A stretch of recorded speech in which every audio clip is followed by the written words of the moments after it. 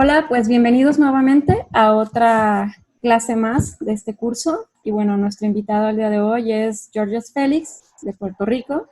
Él pues es ingeniero agrónomo, maestro en ecología de bosques tropicales y doctor en agroecología.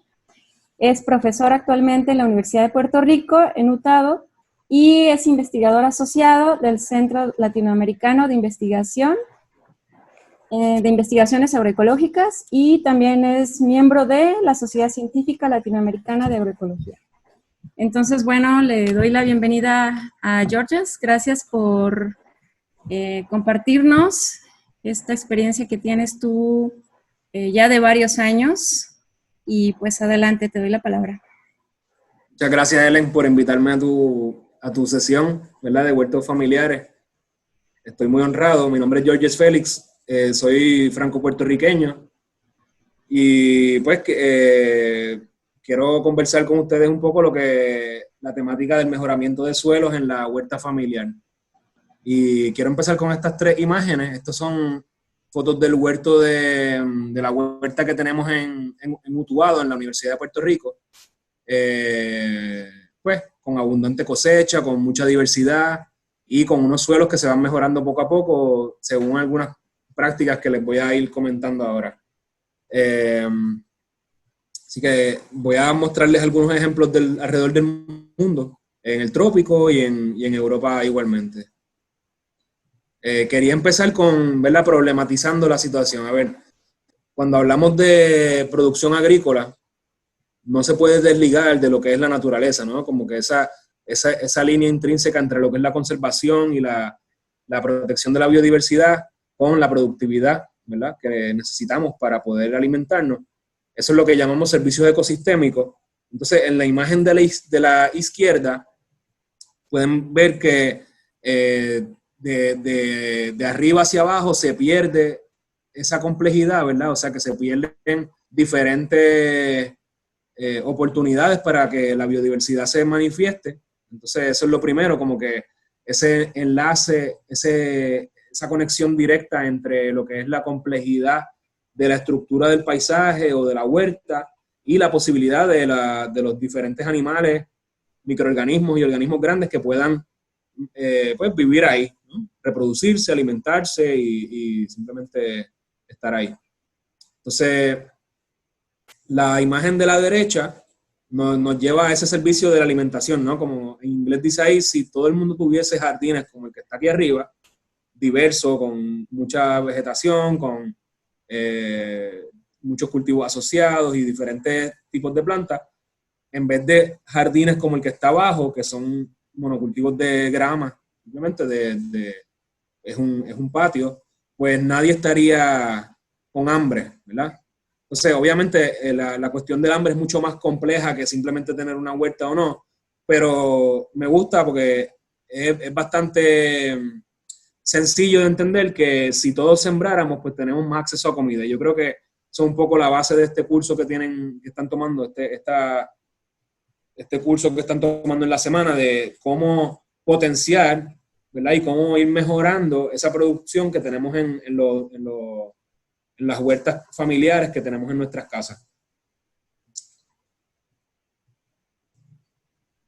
Y pues hay muchos ejemplos en el mundo. Esto es en Haití, comunidades donde a pesar de que no hay necesariamente recursos económicos abundantes, sí hay posibilidad, ¿verdad?, a través del conocimiento, del intercambio comunitario, del apoyo, el prestarse semillas, pues sí hay posibilidad de producir alimento en abundancia y de vivir una vida digna, más allá de las condiciones económicas, ¿no?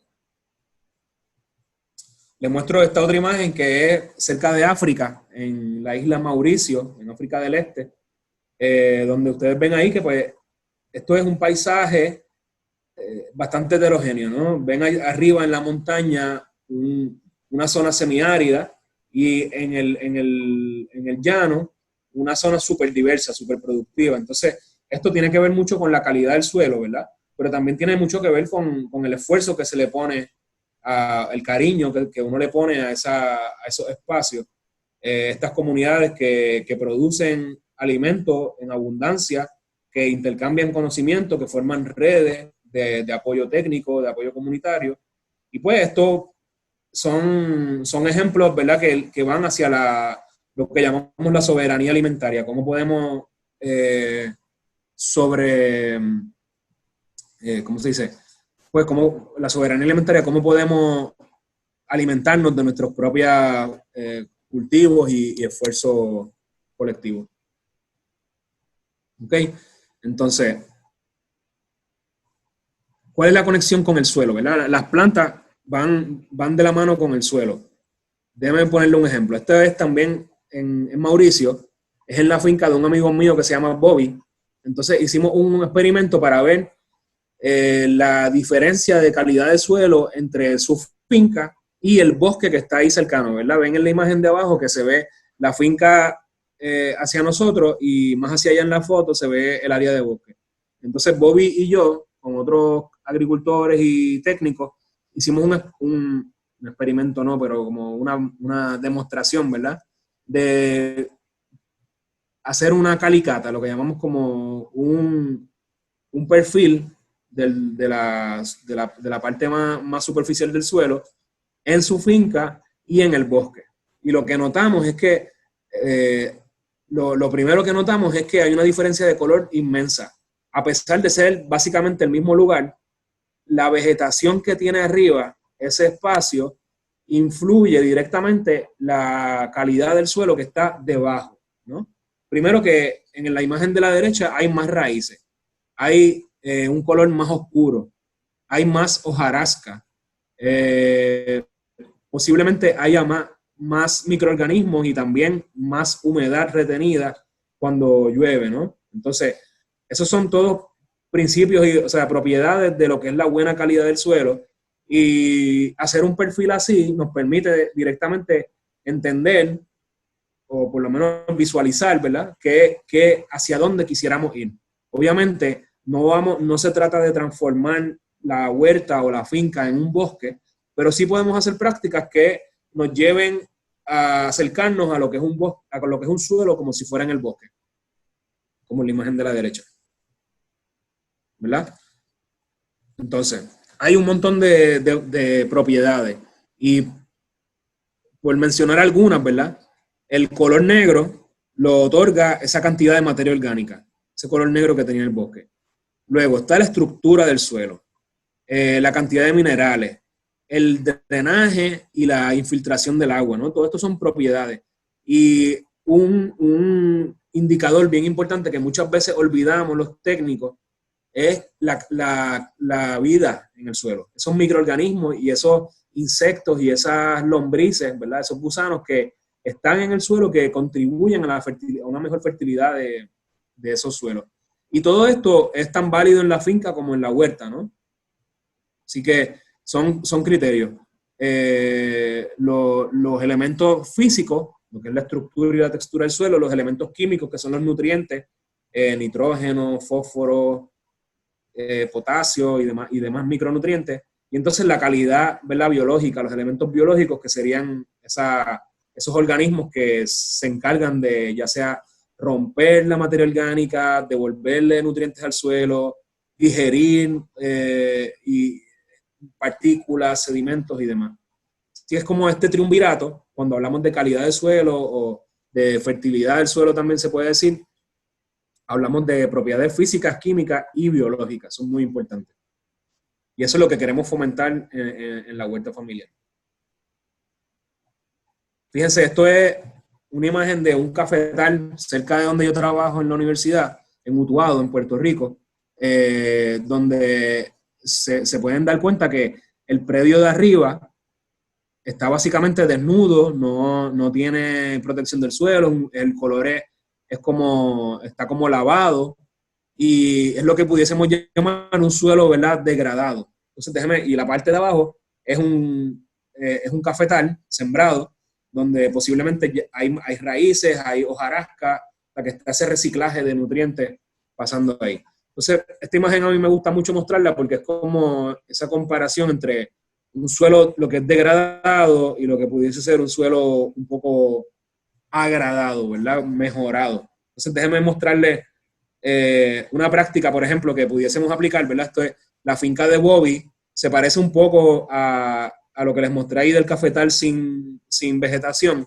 Entonces, algo que se puede hacer, una práctica, es incrementar la cantidad de vegetación, ¿verdad?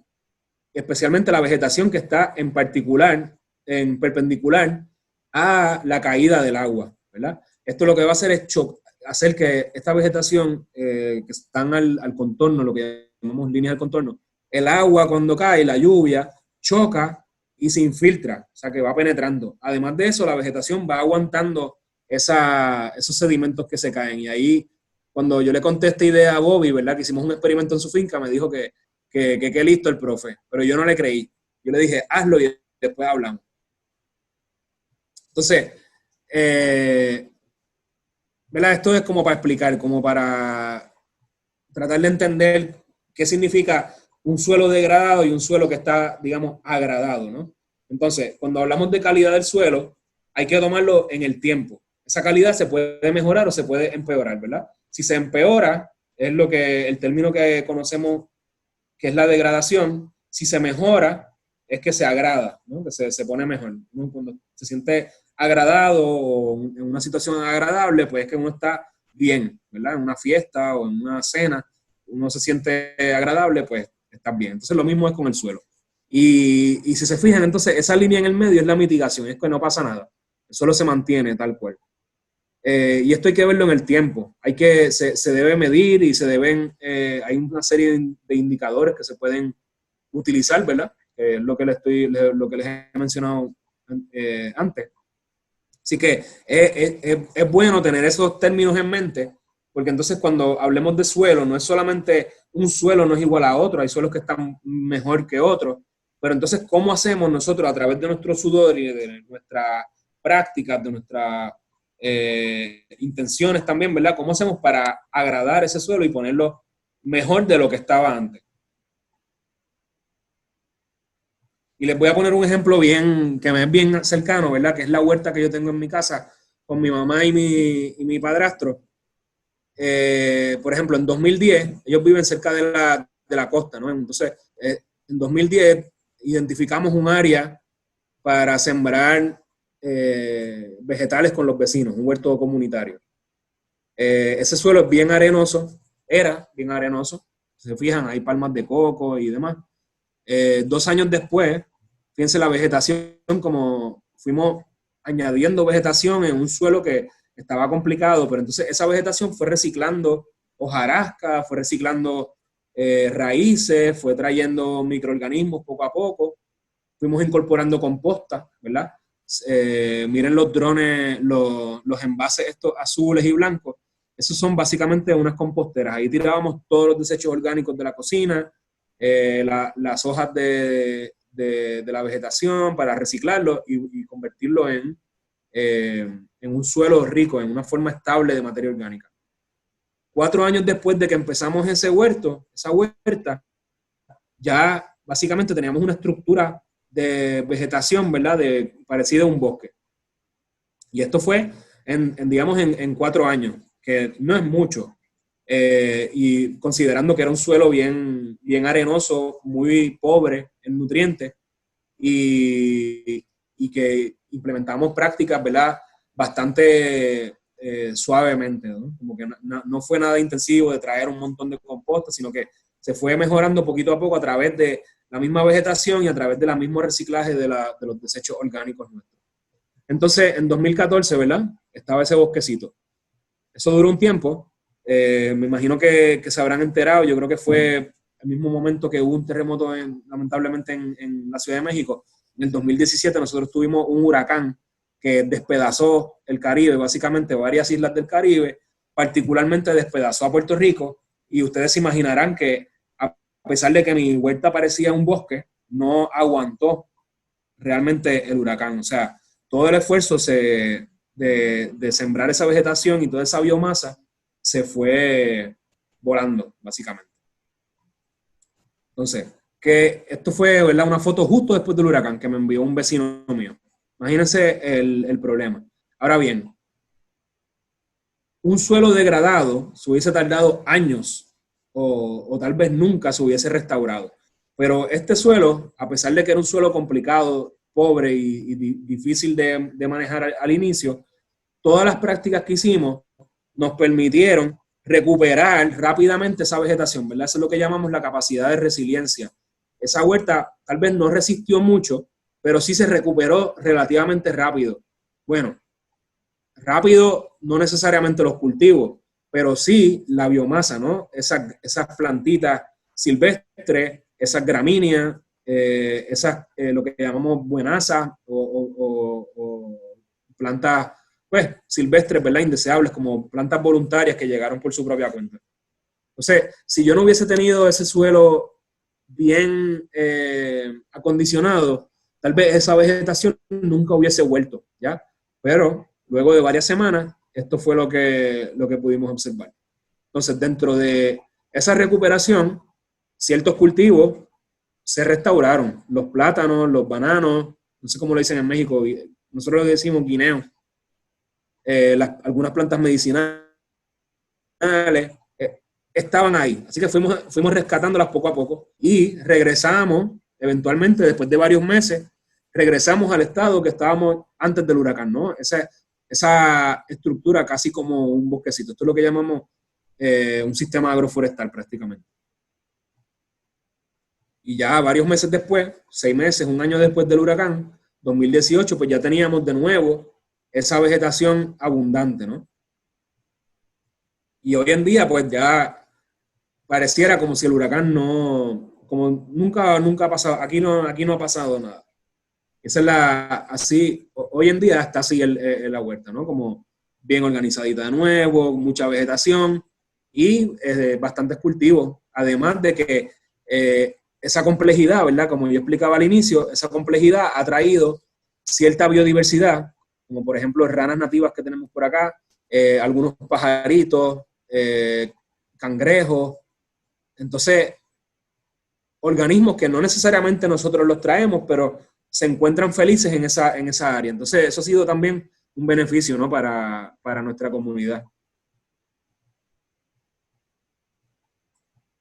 Cuando hablo de composta, es básicamente dejar toda la materia orgánica, todos los desechos de la casa. Bueno, tiene algo de complejidad, ¿verdad? Pero la forma más sencilla es poner todo en una pila, dejar que esa misma materia se descomponga. Y esto es lo que se hace en el bosque, ¿no? Cuando la hojarasca cae en el bosque, se descompone y se recicla como en forma de nutriente y va reestructurando ese suelo de forma que las plantas se pongan más saludables y puedan absorber esa alimentación que necesitan, ¿verdad? Entre comillas, esos nutrientes. Así que esto, por ejemplo, esto es un ejemplo de una huerta que teníamos en Holanda, en Europa, donde simplemente pusimos 4 paletas, que puede ser de plástico, puede ser de metal, puede ser un envase diferente. La idea es que, el principio como tal es que se amontone la materia para que se descomponga y se pueda reutilizar en la huerta, ¿no? Entonces, esto es un ejemplo relativamente sencillo y de hecho es un ejemplo bastante integral porque esa compostera que están viendo a la derecha está básicamente dentro de un gallinero. Así que no solamente estábamos repensando, ¿verdad? O rehaciendo suelo, formando suelo, sino que estábamos a la misma vez proveyéndole alguna fuente de alimento a los pollos, a las gallinas que teníamos en ese corral. Y eso pues era una estrategia de olvidadizo, digamos, que a veces se nos olvidaba darle comida y por lo menos si se nos olvidaba darle comida a los animales, ellos podían escarbar dentro de la misma composta todos esos insectitos o los gusanitos que aparecen y también nos ayudaban como a voltearla, ¿no? Como que a que hubiese una aireación del suelo. Así que era como una estrategia pues de vago y a la vez de listo. Espero que puedan inspirarse de ella. Otra estrategia para mejorar el suelo es lo que llamamos el acolchado, ¿verdad? En inglés, mulch. Aquí en la foto de la izquierda les quiero mostrar dos prácticas bien importantes. Una es esa del acolchado, ¿verdad? Eso va restaurando, eso va degradando lo que es la materia orgánica y se recicla en las diferentes capas del suelo, ¿verdad? Tienen que imaginarse la composta, ¿verdad? O esa materia orgánica degradada como si fuera una esponja. Además de tener nutrientes, alberga agua. Y ese acolchado, antes de descomponerse, también evita que haya pérdidas de agua, ¿no? Por la evaporación, lo que llamamos. El sol le pega al suelo y entonces, en vez de pegarle directamente al suelo, le pega a la vegetación muerta. Entonces, no se evapora tanto el agua que tenemos albergada en el suelo, que puede servir para nuestros cultivos. Y la otra práctica interesante es la asociación de cultivos. Fíjense que ahí hay dos tipos de plantas. Ahí hay remolacha y zanahoria. Y esas son asociaciones beneficiosas que se pueden integrar en la huerta familiar. Y entonces tienen varias ventajas. Una de ellas es que las plagas se confunden, ¿verdad? Entonces, si van a atacar, si tenemos una plaga que es específica de la zanahoria, al tenerla intercalada con otros cultivos, ya betabel en México, gracias. Ya pues las plagas se confunden y no atacan, digamos, tanto el cultivo principal. Y entonces, lo otro es que como son plantas de especies diferentes, ¿verdad? De familias diferentes, pues van explorando diferentes nutrientes en el suelo. Entonces, la betabel va a explorar ciertos nutrientes, mientras que la zanahoria va a explorar otros nutrientes.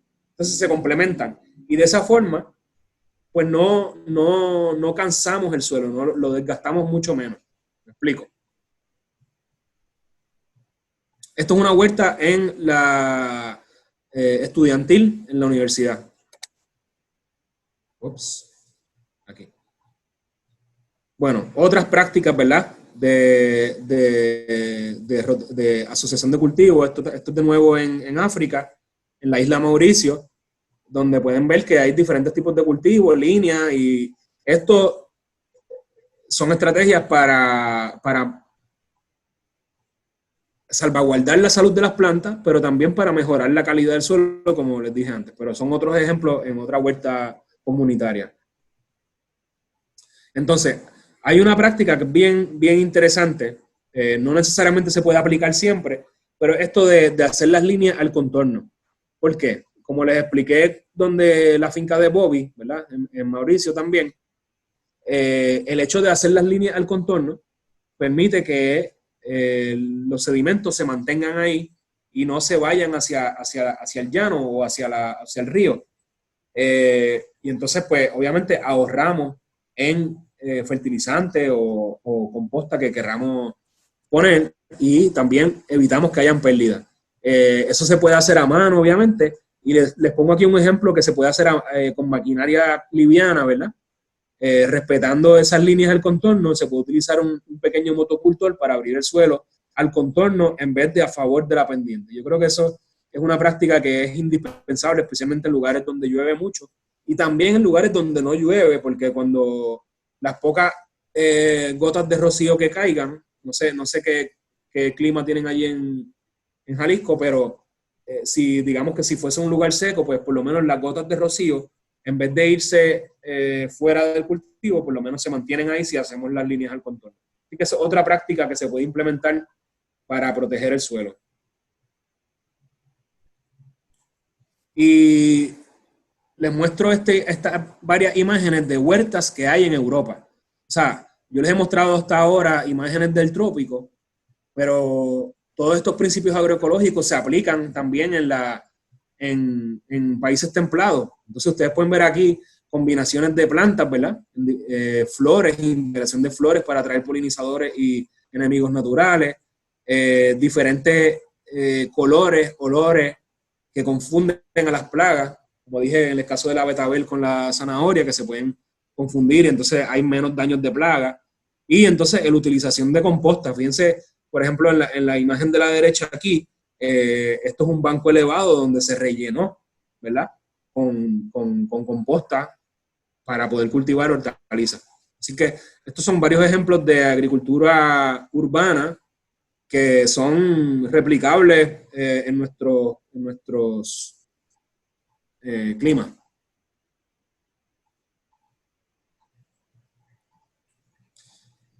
Solamente para ir terminando, ¿verdad? Un poco de cómo vamos también en nuestra propia huerta, imaginando el futuro, porque tenemos muchas veces, ¿verdad?, que lidiar con el pasado y manejar el presente, pero también podemos imaginar el futuro y ojalá que siempre sea un futuro mejor. Entonces, esto es un pequeño ejercicio que hicimos en Costa Rica, donde después tenemos ese predio que está degradado y la familia quería hacer una huerta familiar. Y entonces tomamos una foto y a través de herramientas, ¿verdad?, de Photoshop o PowerPoint, como pues de visualización, empezamos a integrar diferentes cultivos. Por ejemplo, cítricos. Algunos cítricos aquí, algunos plátanos por acá, un poco de zacate limón por aquí para aguantar el predio, y ya tenemos un sistema agroforestal donde no tan solo cultivamos alimentos y medicina, sino que protegemos el suelo, ¿verdad? Y mantenemos la salud de las plantas que están ahí. Entonces, son varios los servicios, ¿no? Y, bueno, obviamente, algo que a veces es trivial, a veces no se toma tanto en consideración, pero es evidente que un predio así se ve mucho más bonito que un predio como el que estaba antes, ¿no? Así que eso también es importante tomarlo en cuenta, que no es solamente producir, sino que también las cosas se tienen que ver bonitas y agradables para nosotros y para nuestra familia. Y esto es un ejemplo concreto en la finca donde yo estoy viviendo ahora con Aixa y Gustavo, donde rediseñamos un predio, ¿verdad?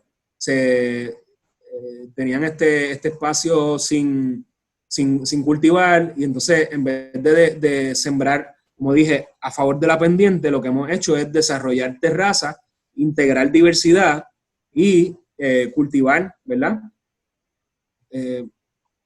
Asociaciones de cultivos beneficiosas entre sí. Por ejemplo, aquí tenemos un cultivo de yuca con frijoles.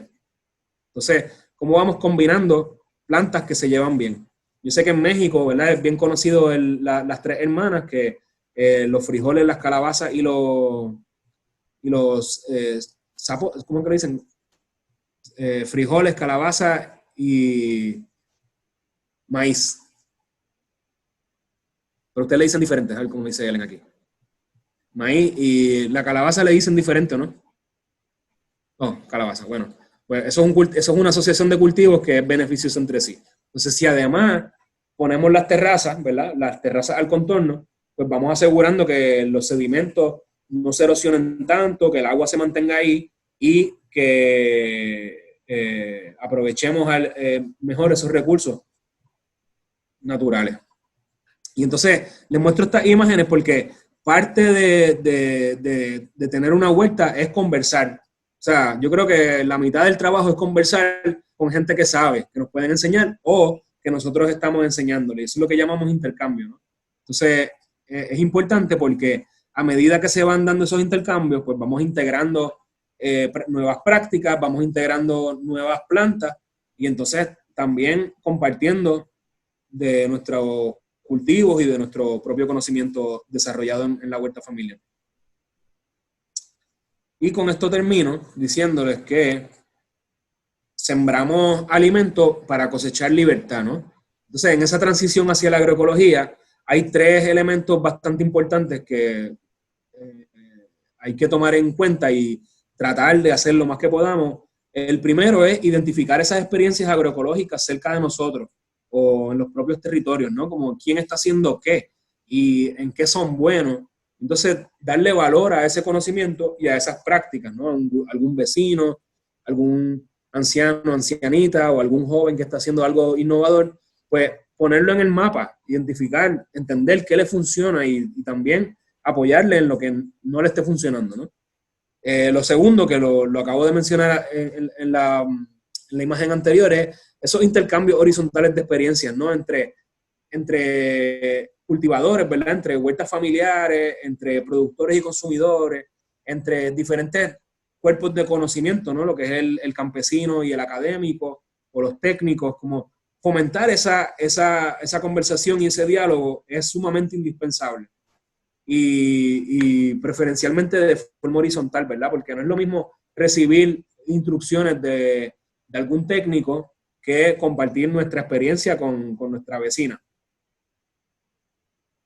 Y entonces lo otro es, que es como algo fundamental, y esto va un poco de política pública o ¿verdad? De funcionamiento comunitario, es brindar ese apoyo técnico, brindar ese apoyo comunitario, y eso puede ser, ¿verdad? A través de materiales, de semillas, a través de dinero puede ser, pero también a través de conocimiento. Entonces, ¿cómo fomentamos esas redes, como lo que ustedes están haciendo de la red de guardianes de semillas, o diferentes redes que yo sé que hay en México? Es seguir apoyándola y seguir desarrollando modelos como eso. Yo creo que eso es lo que nos va poco a poco dando esa autonomía, ¿verdad? Esa soberanía alimentaria, esa libertad y de alguna forma, ¿verdad? Para volver un poco al adjetivo que utilicé antes, cómo hacer que la vida sea más agradable, que el suelo sea más agradable y que los cultivos sean más sabrosos. Así que mucha suerte y gracias por tenerme aquí con ustedes. Pues gracias a ti por compartirnos esta experiencia ya de un buen rato, y además el compromiso enorme que tienes con todas estas comunidades con las que has trabajado. Y también pues agradecerte estas sugerencias. Yo creo que ahora con este curso hemos visto que tenemos 9 grupos de personas que están, no creo que ya te llevamos 10 grupos. Y en cada grupo, pues, hay personas que comparten lo que están haciendo. Y en uno de los grupos en el que estoy yo, la verdad es que estoy sorprendida porque creo que cuando las personas se ponen a trabajar, desarrollan una experiencia, y cuando la comparten, creo que todos crecemos, ¿no? Crece el que la llevó a cabo por haberla hecho y por experimentar, y los demás por el compartirla. Y creo que eso nos va a llevar a crecer súper rápido en este tema de los huertos urbanos por acá en Ciudad Guzmán. Uh-huh. Y seguro que esto que nos has mostrado nos da un montón de ideas de cómo mejorar algunas prácticas, también para los que tienen más terreno, porque afortunadamente vivimos en un municipio que es urbano, pero también tiene mucho de rural. Uh-huh. Y eso es fantástico porque el paisaje, con esto que nos mostraste del diseño del paisaje, ojalá que muchos de los que tienen terrenos que colindan con la ciudad y que, aunque sean propiedad privada, el disfrute de verlos, pues es de todos, ¿no? Claro. Y bueno, nosotros tenemos un problema que es una sobresaturación de cultivo de aguacate, que es un monocultivo que está en esta zona, y pues un sistema agroforestal biodiverso como el que tú planteas, pues todavía está lejos de ser contemplado como una alternativa, pero bueno, la idea ya está puesta en la mesa, y seguro más de alguien que quiera aprovechar estas técnicas que ya están súper avanzadas, que no son nada nuevo, ya están bien trabajadas, bien conocidas, pues se puedan incorporar para mejorar el paisaje de esta ciudad, que es muy bonita. Y algún día esperemos venir. Sí, pronto. Pues, de todas formas, nos vemos el viernes, ¿verdad? El viernes tenemos sesión en vivo contigo y con Sebastián.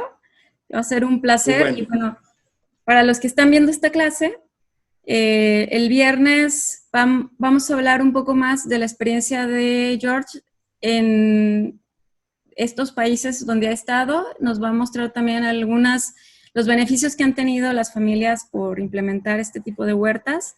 Y bueno, vamos a profundizar en los beneficios de la agricultura urbana en varios contextos, así que les recomiendo mucho que la vean. Y bueno, además vamos a tener a Sebastián, que nos va a dar una cátedra como él sabe. Entonces va a ser una sesión muy buena. Así que muchísimas gracias, George, por... Mucho gusto, gracias a ustedes. Y nos vemos el viernes. Sí, un placer. Gracias.